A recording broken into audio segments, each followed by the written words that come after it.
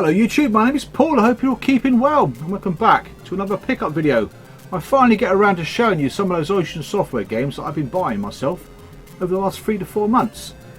There's about 35 to 40 to show you, but I'll do half of those in this video, well roughly half, probably 15, 16 or so. I've got about 4 left to get out of the full set of 101, 102 Sinclair Spectrum games. I'm not quite sure exactly how many there are, but it's over 100 anyway. And there's at least 50 Imagine Software games that came out after Ocean acquired Imagine back in 1984, I think it was. So there's quite a few to get through. I've finally managed to complete my Imagine Software set. I've just got a few pre-Ocean games to get, which are generally quite cheap to be honest. So I'm hoping to pick up 2 more small boxed Ocean games this weekend, which takes my total down to 2. One of those is on reserve, and one of those is flipping hard to get and can go for more than £100, which is crazy. Now surprisingly, the Ocean set is massive, and you would think a lot of them are really cheap. I mean, I know some games you can pick up really cheap, like the Hunchback and Hunchback 2 and that, but some games do command 3 figures, which is crazy. Right, so the first game I'm going to show you, well, I recently acquired a better condition of Frankie Goes to Hollywood, because I've had 2 copies before and it never looked very good. But yeah, this is a really weird game. It's done by Denton Designs, who were, I think some of their team were part of Imagine before they were taken over by Ocean. And they were responsible for some really good Spectrum games like The Great Escape and Where Time Stood Still, a couple of games I used to have that I used to absolutely love. So it's nice to have it in nice condition, because I think my last manual was beaten up, including the box. It's got a competition entry for a t-shirt, or poster I should say. And you get a couple of cassettes, including the exclusive Relax edition of the song, which you can only get in this box set apparently. So yeah, really pleased to get this one. This one set me back £5, so it's quite cheap, and that included postage. So really chuffed to have that in that condition. Now a game I always thought I had in my collection, I was surprised actually when I found out I didn't have it, is Daley Thompson's Olympic Challenge. I got it on the Amiga I think, but I love the original game. I never really played Super Test, but this one looked really good, and I think it's Bill Harbison's first game for Ocean Software. And obviously he's done the graphics for Chase HQ amongst other games. But yeah, it's got a training section which will knacker you out before you actually play the proper game. I think you can play it without the training section, and it's also sponsored by Adidas, so you can pick which type of running shoes to run in. Problem is, it kind of deviates from the actual fun of the game, I suppose. It takes you away from what the game's all about by adding those little bits to it. It just makes the game bloody hard. Comes with the Challenge audio cassette. I've got no idea what is on that cassette. I'm thinking Chariots of Fire, but I doubt it very much. So yeah, pleased to have this one. Yet again, another cheap addition to the Ocean collection. Came out in 1988 if I remember rightly. I'm pretty sure I had it back in the day. Just didn't really get on with it. Right, next up is a game I've been after for ages, like most of these games. Quite elusive, quite surprised. It was developed by Special Effects, and that's Cabal. I'm pretty sure this is a Jim Bagby game. I think he also made Midnight Resistance. There's no, I don't know if there's Spectrum shots on the back, but it's quite a colourful game for a Spectrum. It's absolutely outstanding conversion as well. I remember playing this on a Sinclair user cover tape. I don't think I had the game back in the day. I'm pretty sure I didn't have it on the ST either. But yeah, really pleased to get hold of this one. I got it in a bundle. I think the bundle was about £9 for about a dozen games. So yeah, really pleased to have it. And quite an elusive game to get hold of. Right, next up, another game which hasn't been up for months on end, and all of a sudden it came up twice. It was in a bundle, which I completely forgot about and I missed out on. And that bundle went for the same amount of money that I paid for this game on its own. And that's Mutants, which is another Special Effects game. Don't know much about this one to be honest. I remember it being released again on a cover tape on Sinclair user, but I never had it all those years ago. Not much to show you really. Some games have instructions on the back, on the inlay, and some games don't. So be mindful of that. I'll show you one in a minute that doesn't have instructions on the inlay, and I thought it did. So that's Mutants. I think, yeah, £18 for the bundle, and I paid £18 for the game. Now the next one is probably one of the more expensive games to get under the Ocean label. Quite surprisingly, can go for up to £35. Now this one I got for 18, and then I got it and I thought, where the bloody hell's the instructions? And that's Head Over Heels. Now the seller did say it doesn't have instructions. I just didn't flip and read it. So Head Over Heels, yeah, it's quite an elusive title. Comes up once every couple of months, but can go for a lot more than you think. But as you can see, no instructions. And in this game here, I couldn't go out and buy the Commodore 64 version, which is vastly cheaper, and put the instructions in there, because the bloody instructions are specific to the format. Now I don't know why Ocean done that. Most games they had multi-format instructions, and then this one, for some reason, they don't. So it's good to have Head Over Heels. I recently got hold of the Amstrad CPC disc version as well, which again is quite a costly game. Right, next is a game that I didn't realise came out back in the day. I knew Match Day came out and Match Day 2, but not International Match Day. This is a 128K specific version, so it probably is just Match Day, just a slightly bigger game on the bigger machine. Now you can buy this game as a standalone small cassette, which kind of came out around the same time as the 128K Plus. I think Ocean released a few games like that. I think there was like Neverending Story, Mario Brothers and Donkey Kong all came out in a small little cassettes. This is the original version of it. I think I paid 15 for this. I saw one go just after I got it. Typically it went for about 7 or 8 quid, so obviously overpaid for that one. No patience, that's half my flipping problem. The next one I think was the last game Jonathan Smith worked on before he moved on to special effects. And it's an arcade conversion by a company I can't pronounce, so I'm not going to bother. It's under the Imagine label, and that's called Terra Crestor.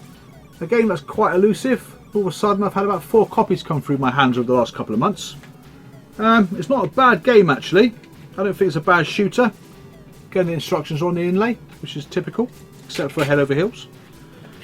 Yeah, so give it a go. I mean, this one, I can't remember how I got it now. I bought one in a bundle originally, and it didn't work. The whole bundle didn't work, so I sent it back. I'm not sure if this was like part of another bundle. I think it was. But it can go for about 20 quid. I've sold a couple of copies on for about 20 quid. So yeah, not a bad shooter. Next up is one of my favourite childhood films. I remember this film very fondly. Oh, Johnny 5, Short Circuit. Now this game has got 2 separate games on the cassette. You can either play an adventure style game, which got some very good reviews. You can play a kind of arcade style game. Not really played it, to be honest. The music's very good though, so I did miss that out on my AY chiptune video, but I didn't realise this game had a 128K AY chiptune. But yeah, unfortunately I haven't played it, so I can't really talk too much about it. But this one again eluded me for quite some time. I think I picked this one up for about £10 from an online store. It might have been 7 quid actually. So yeah, that is Short Circuit. Next up is one of the most famous brands in gaming, and that's Donkey Kong. I got this on the Amstrad disc. Again, a very good conversion on the Amstrad, and I was quite, well, dreading playing the Spectrum version. I shouldn't really say that, but luckily it has the 128K AY chiptune in it that the Amstrad has in. It's not a bad conversion even on the Spectrum, it just doesn't look quite as good or quite as colourful. But this game came up, I can't remember what I paid for it, about £15 maybe. And another one came up, I picked that up for a tenner, because I think one of them didn't work. So really pleased to have Donkey Kong. I think I sent the second one back or sold it on, one of the two. But yeah, chuffed to bits to have it. I think Nintendo also allowed Ocean to release Mario Brothers as well. So the only 2 Nintendo games you'll find under the Ocean label. Next one is Konami's Tennis. Now bizarrely enough, Konami wouldn't allow Ocean to release their games under the Ocean label, but they allowed Imagine to do it. Strange really, being part of the same company. So as you can imagine, shouldn't have said that really, well, can't really say it now, can I? But yeah, there's loads of games that came out under the Imagine label from Konami, which was pretty cool. This game I've never played before, and surprisingly this one set me back about 10 quid. It does not come up very often. It may have even been 15 quid. Can't remember. It was quite expensive. This was quite more money than I expected to spend on this bloody game. So that's that. Right. Got a couple of difficult games to show you last of all, but before I do those, I've got a couple 5 box games. So the first one I got is Chase HQ. Now Chase HQ is arguably the best arcade conversion ever on the Sinclair Spectrum, but it certainly is, I think, from Ocean Software. And plays absolutely fantastically. Now I bought it on the ST, and my friend had this version of it. I couldn't believe my eyes when I saw it on his computer. Not so much the graphics because they were monochrome, but it's because it features more in it than the ST version did, like the helicopter and all that sort of stuff. But I thought it was an amazing achievement. Bill Harbison also done the graphics for this as well. I can't remember who coded it and all, but yeah, fantastic conversion, complete with baggy and all the rest of the gunk that comes inside the actual box there. But yeah, loved it, brilliant, really good title tune, smooth graphics, is much faster than the Amstrad version, even though the Amstrad version looks great. You put them on side by side and go through the race without crashing, and believe it or not, you're probably about 5 or 6 seconds ahead when you get to the end of the Spectrum one than you are from the Amstrad one. Similar can be said for the Amiga version of Chase HQ and the ST version. They run at different speeds, even though the clock is ticking down the same. You finish the ST one about 6-7 seconds before the Amiga one finishes. So no wonder the Amiga one's so bloody hard. Next up is Chase HQ 2. I think this was done by a completely different development team. This was actually allowed to be developed by someone, a third-party developer. I can't remember if it's called Arc or Ice. I can't remember what the developer's called now. But again, didn't really play this. I played this on the ST. Didn't look nowhere near as good, or play nowhere near as good though, as the original game. Now, this is one of the Ocean games that does elude me on a different system, which I doubt I'll ever see. Well, I doubt I'll ever hold, to be honest, because it's bloody rare as hell. Next up is another game I had back in the day on the Atari ST, and that is another fantastic film tie-in. That's The Untouchables. Now again, I played this like Robocop before I watched the films, and straight away I could relate to pretty much all the films just by playing the game. The Spectrum versions are very good conversion. I think all the versions are, to be honest. It's a game I beat on the ST. Spectrum one is bloody hard, brutally hard. Unfortunately, I can't get this one to load because it has got a really good presentation about it. It's got a great tune. It's got some really good sort of like credits. It's got an end sequence. All those sorts of bits are really unusual on a Sinclair Spectrum. Literally load the game up, got a title screen, and straight in the bloody game, haven't you? But a really good conversion. I think again, same guys who brought us Batman, the Cape Crusader, Cabal, amongst others. I think the special effects who've done that. Next up is Total Recall, the second edition, because obviously the first edition, or the first game, didn't get released for whatever reason. Yeah, a game I've never played.